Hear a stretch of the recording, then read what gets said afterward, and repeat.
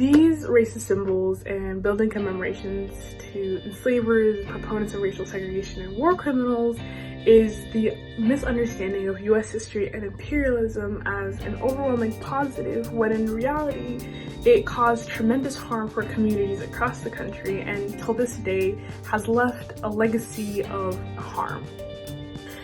Removing symbols and statues across the country is the understanding that the fighting for racial equality is that we have to understand our history and the seeds that we've sown into our country and undo that by, critically understanding who these individuals were and understanding that the harm that they caused is still felt today through their descendants.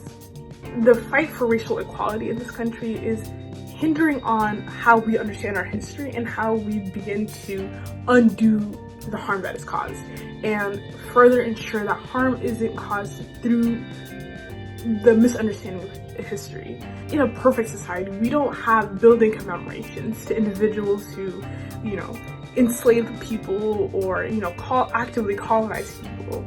And so that's the shiny understanding. And so for students to say that this individual enslaved my people back then, but not have that person, be commemorated, but instead taught through a textbook, which is what is happening now, doesn't erase history. It's simply teaching history through a more holistic and critical lens.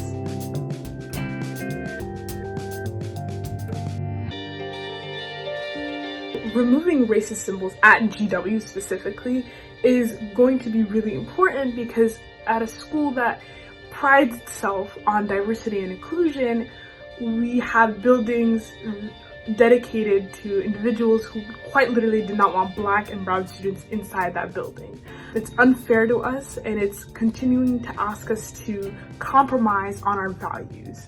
GW is tackling their history head on by removing these names and letting go of the false idea and the narrative that these individuals did overwhelming good is a step in the right direction. For example, the Science and Engineering building is named after a person, but that doesn't change the fact that it's a building and it's named after science and the studies of science.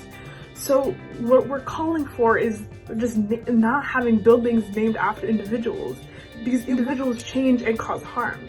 And so administration has to pick whether they are on the side of the majority that are calling for these building names to be taken down, or uphold and maintain racism through the unwillingness to listen to students.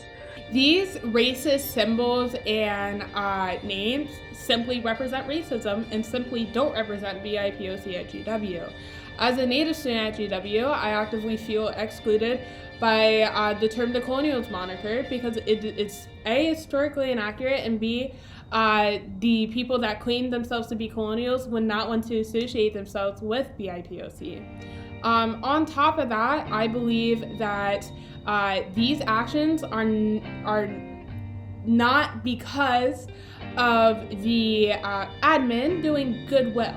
These actions are after years and years and years of work by dedicated student leaders. I personally have been working on this for 2 years. I know students that have worked on it all of their 4 years at GW who've graduated years ago and still have not seen the fruits of their labor.